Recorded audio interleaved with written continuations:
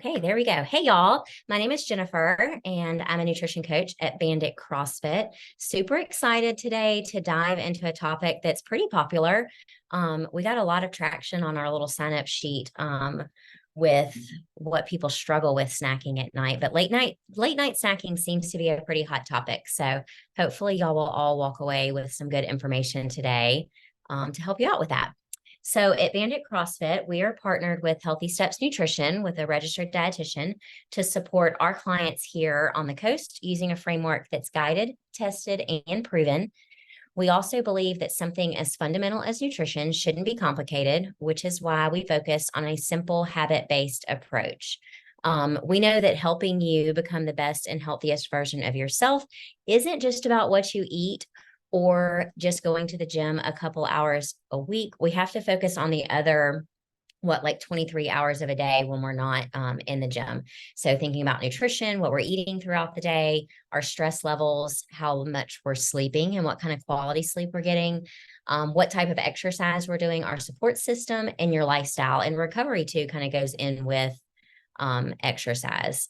So Healthy Steps Nutrition, the dietitian has helped 45,000 people all around the world take control of their health. That's just a couple of their success stories. Not that you can see them, but a lot of awesome success stories. And we know that while it's simple, we know what we're supposed to do. It's far from easy. There's a lot of misinformation out there about what the best diets are, what the best foods are to eat, what the best exercise program is. And so it's no wonder that we always feel overwhelmed when we try to Google what is the best whatever it is, right? So everybody, I think, struggles at some point in their life with late night snacking.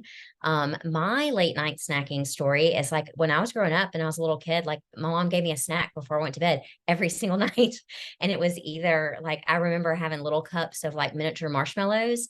And then I think as I got older, I think I had ice cream like every single night before I went to bed. And that carried on into, when I was pregnant and having babies and then on into that. And I think everybody's story is different. Sometimes it's stress that leads to it. Sometimes some of us are hungry again and we just don't know what to eat. But I think most of us have like a negative connotation. Like if we are late night snacking, we feel like we're doing something wrong. So we kind of want to address all of that today because it's not necessarily that you're eating late at night. Sometimes it's what you're eating late at night that's the problem. And what you're combining it with. And of course, too, like the reason behind it. Like if it's, because of stress or something, then we want to try to not just address what we're eating, but address how to manage that stress. So here's some fun facts. Did you know that the healthiness of the food that we eat decreases 1.7% every hour that passes in the day? So we start out in the morning making great healthy food choices for breakfast. And then as the day goes on, our choices tend to get worse throughout the day. So that by the time we get to that nighttime snack, that's why we're making bad choices. And that 44% of all snacking occurs between dinner and bedtime in the hours of 6 to 9 p.m. I think moms, when we shift and we have kids that come home from school, I think those hours, the hours between like 2 and 6 p.m. when our kids get home and the house is crazy and they're grabbing for food, that's where my snacking struggles have been the last couple of years, especially when my kids were a little bit younger. And then also the average American adult consumes 22% of their total energy intake per day from snacks, not from your meals. While specific nutritional content of late night snacks can vary, most of the time late night snacks tend to be less nutritious, such as ice cream, cookies, or chips. I think a lot of people go for that salty and crunchy as well. So it goes to show late night snacking can be a common challenge for many people as it also disrupts your sleep patterns because the later that we eat, and especially if it's carby or hard to, like it takes longer for your body to digest it, then your blood sugar is going to spike at some point during the night, and that's going to cause restless sleep as well. So another thing to think about what we're eating before bed. So let's talk about timing a little bit. We all know that highly processed foods and refined sugars will spike your blood glucose level. And while what you eat matters, when you eat should be just as important. Research also shows that metabolism fluctuates throughout the day, with certain metabolic processes being more active during specific times of the day. So for example, if you were to consume the exact same meal for breakfast, lunch, and dinner, you would expect for your blood sugar spikes to be similar after each meal. However, they're actually not. The lowest blood sugar spike is in the morning and the highest is in the evening. Again, given the same meal and the same quantity of food. So that's super interesting that earlier in the day, our blood sugars do not spike as much as they do when we eat in the evening. Um, Nighttime snackers are 1.24 times more likely to report poor sleep quality. And so a good question is kind of to ask what exactly is going on in our body at night after we have late night snacks. So your digestive system functions late in the evening and throughout the night. And that's because your body has its own natural clock and it knows when to sleep, when to be awake, when to eat, when to fast. And this clock basically tells your body what mode it should be in. During the earlier part of the day, it takes in energy and it uses it for your daily activities, right? We're moving around during the day. Whereas at night, your body turns into like rest and digest mode, and your metabolism slows down. Um, since it doesn't have any use for the extra energy because we're still.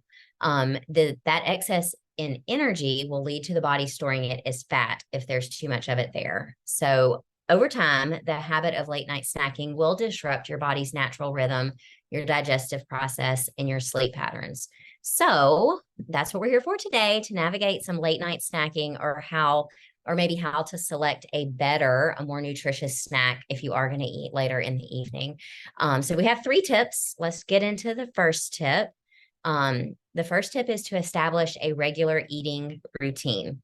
One effective way to reduce nighttime snacking is to eat regularly throughout the day, maybe like every 3 hours or so, kind of follow the breakfast, a snack, lunch, a snack pattern, and then dinner.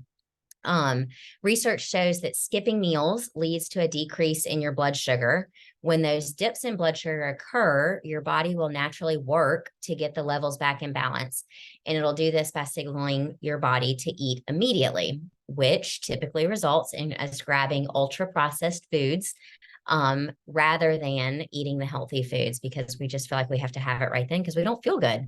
However, when you consume meals and snacks at regular intervals, it provides your body with the necessary nutrient and energy that it needs, which can help prevent excess hunger cravings later in the evening as your blood sugar has been balanced throughout the day.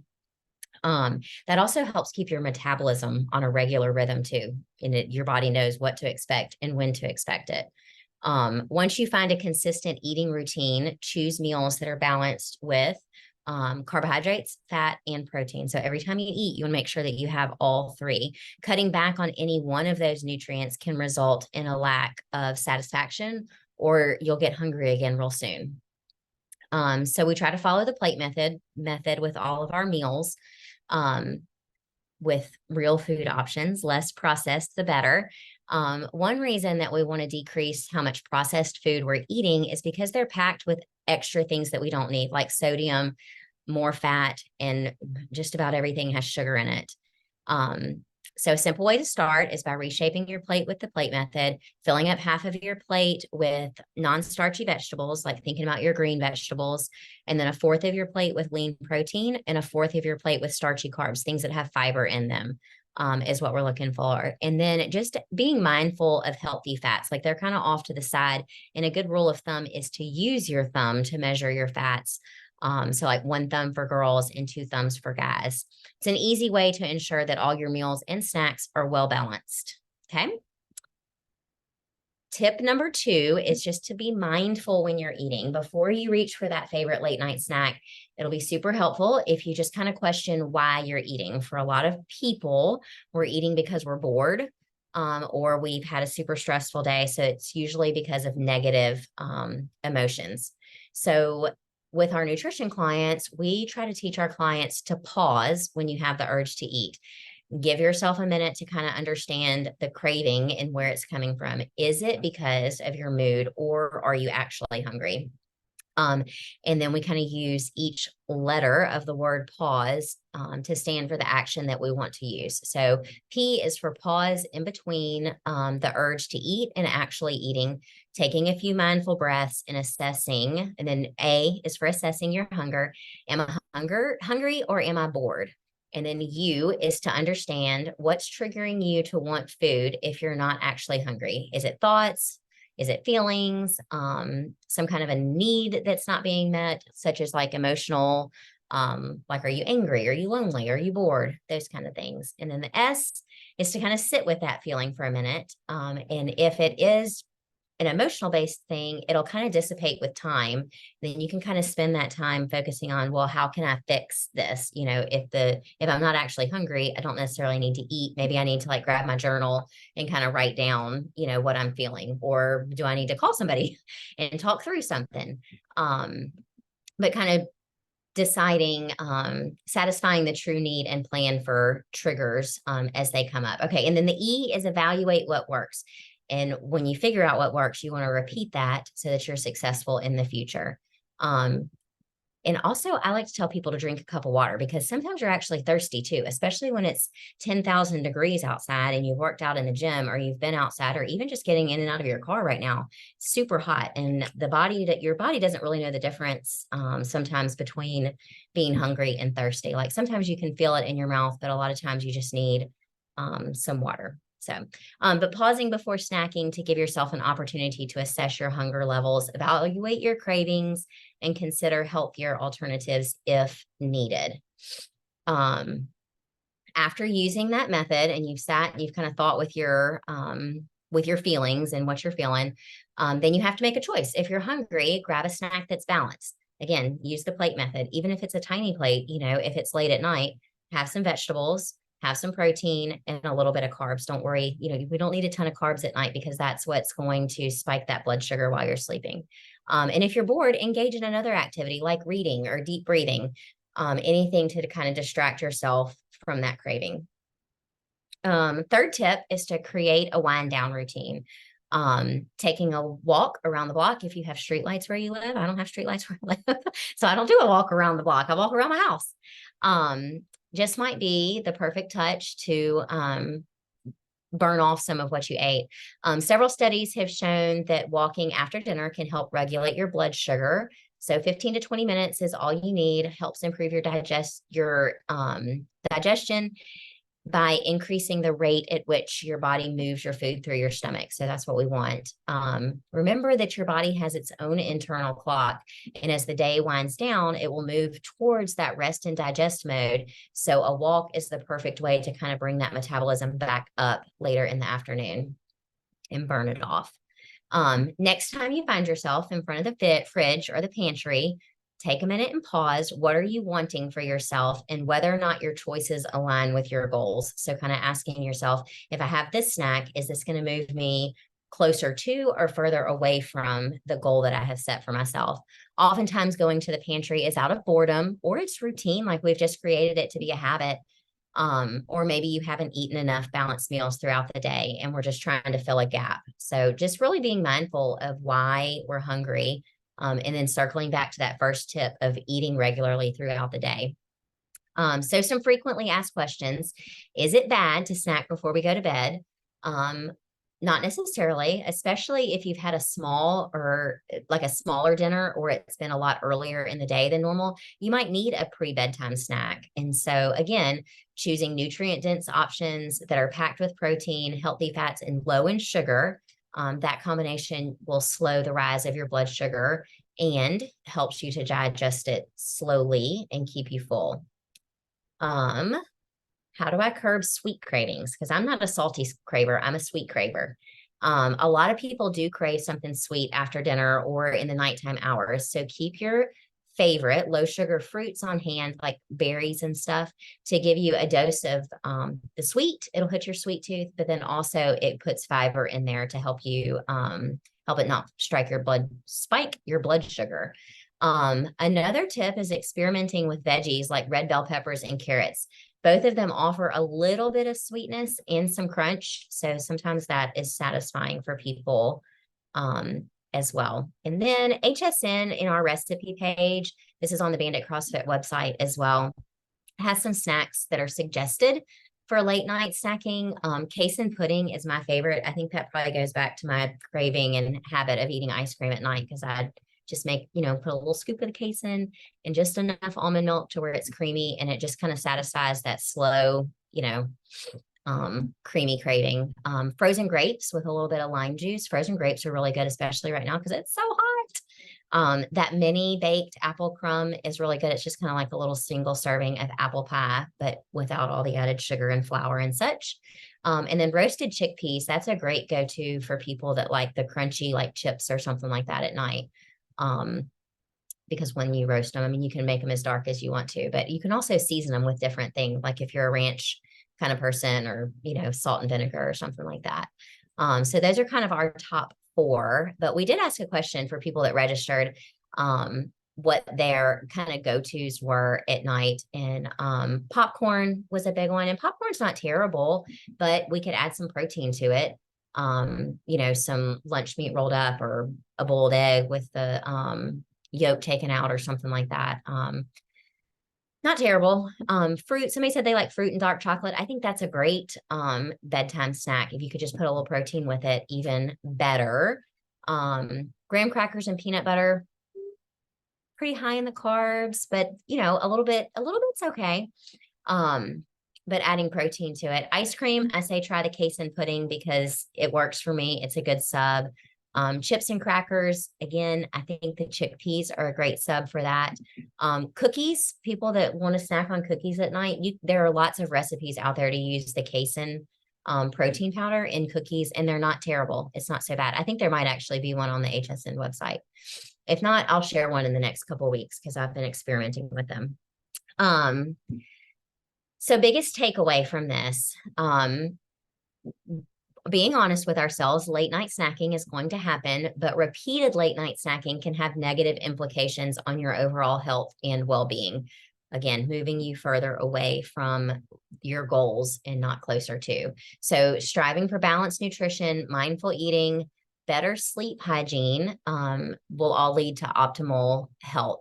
So our nutrition coaches here, me and Dina at Bandit CrossFit, want to help you build habits and other healthy habits as well. If you are ready to learn how to implement healthier alternatives and make positive changes to your current eating habits, we're here for one-on-one consults or regular meetings with nutrition coaches. And we also have a challenge that's coming up. So just remember, your health is in your hands and it starts with you. And it's just, well, I've talked to people a lot about this lately. The concept or the idea of motivation has come up a lot, and people wanting to get motivated. And I think that really like motivation comes after the fact. Like the first step is to make the decision like that you're going to do this. And then you have to constantly make that decision with every meal and snack. And then like the more consistent you are with making the right decisions or making healthier decisions and choices, then you start to see some success and some changes. And then that's what keeps you motivated, to keep going. So this is a book that I read. Actually, I've listened to it twice and I've read it once. It's a super good book about overthinking and the things that we tell ourselves in our head. And it's going to ask you to talk to yourself every day, but it's not as weird as it sounds. Just having a positive mindset is super important. A lot of people struggle with, self-doubt or like imposter syndrome, thinking like, oh, nobody wants to, listen to me or whatever. And just second guessing yourself all the time. So it's a super good book. If you're a listener to books, it's a very easy book to listen to. It's not one of those that like, you hear something and then you're like, hold on a minute, I don't understand that. And you want to like read it on a page. It's super easy to listen to. So we've got 3 tips that we went over today, focusing on navigating late night snacking. I always like to end these talks with our 3 core principles that we focus on with our nutrition program. And the first one is focusing on whole foods.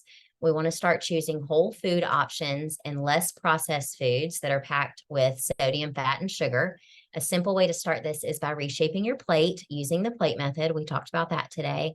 And then second, focus on balance of macronutrients, incorporating that protein, low glycemic carbohydrates, and healthy sources of fat with every meal and snack. Talked about that today too. And then, of course, limiting the amount of processed carbohydrates and sugar. The American Heart Association recommends no more than 6 teaspoons for women and 9 for men. That's about 24 grams of sugar a day for women and 36 for men. And if you start reading nutrition labels, you would be shocked at how much sugar is in a lot of the things that we normally eat. If it comes in a bag, it's probably got sugar in it, or some hidden, form of sugar, some alternative version that's probably even worse for you than the actual sugar. And on average, people consume over 150 pounds of sugar a year, which averages out to be like 46 per day. So it's not surprising that sugar is super addicting and that it's in almost every food, and it's just everywhere. And that's no wonder that we have the obesity epidemic that we have, because it's in everything and it's highly addictive. I skipped this page. So these are some of our little bandits that have done super good lately. Carla did our challenge. Carla always does our challenges, and then she typically signs up for ongoing coaching afterwards. And she did our spring challenge and signed up for ongoing coaching. And so she's checked in every month, and I tallied up her results when I met with her last week, and she's done great. She's continued to lose fat and gain muscle and been really consistent with her habits. We've posted Scott's success like crazy lately because he just went all in after the last year's fall challenge, and he's done really, really well. Not just with his nutrition, but also with his commitment to his gym time. So super good. And his wife, Lacey, Scott and Lacey won our challenge in the spring. And Lacey just came in to kind of check her stats because she felt like things had kind of stalled.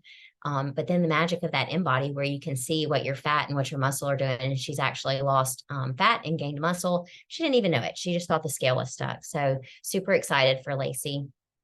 In addition to these nutrition talks monthly, a free resource for you guys from our dietitian is the Nutrition Made Simple podcast. They highlight a lot of their successes, a lot of their gym clients. Like we should highlight Scott. Or some of our other people, but we can send them in and they'll come, interview them. But they also have a lot of professionals on there as well. The guy that wrote the soundtrack book, he's been on there before, and several other people, some CrossFit people. I just think it's so good to keep nutrition and the things that you're working towards in the forefront of your mind. The more information you get, the better. And you can always pick stuff up. So great resource out there. Carla has been listening. I think she's listened to all of them because they don't release them very regularly. She's like, when's the new one coming out? And I was like, but there's plenty of them to keep you busy if you don't listen 24 hours a day. A couple of ways if y'all need more help with your nutrition. I mentioned the challenge, the little second, I don't know if y'all can see my little mousey, but that one is to sign up for the challenge. The other QR code is just if you want to do a free phone call to kind of find out what our other programs look like. But our challenge starts on September 18th. It'll be 4 weeks, and it is focused on that whole circle that I talked about at the beginning: your nutrition, your movement, your stress, your sleep, your mindset, your accountability, your kind of lifestyle, all those kind of things. So I said I was going to look at this chat box several times, but I didn't. But nobody had any questions. So if you have a question, type it in. Oh, Joanna, I don't even see that you're in here. I don't know. I see Ani and I see Jake, but that's all I see. The pause method, super good. Oh, I was thinking this was Dina's nutrition client. She has a not last name Burns though, different. I know. You told me that in the beginning. I just forgot. But the pause method is super good. So make sure you write that down and keep that. I emailed all of y'all that registered a workbook. So I don't know if y'all got a chance to look at that, but a good place to kind of go in and make some notes on that. So good job today. I didn't take your whole lunch break. I did 30 minutes. Pretty good. It's because Dina wasn't here for me to yabber with the whole time. But this will get uploaded and I will email it to everybody that registered. And I hope everybody has a great day. Happy Thursday. Bye.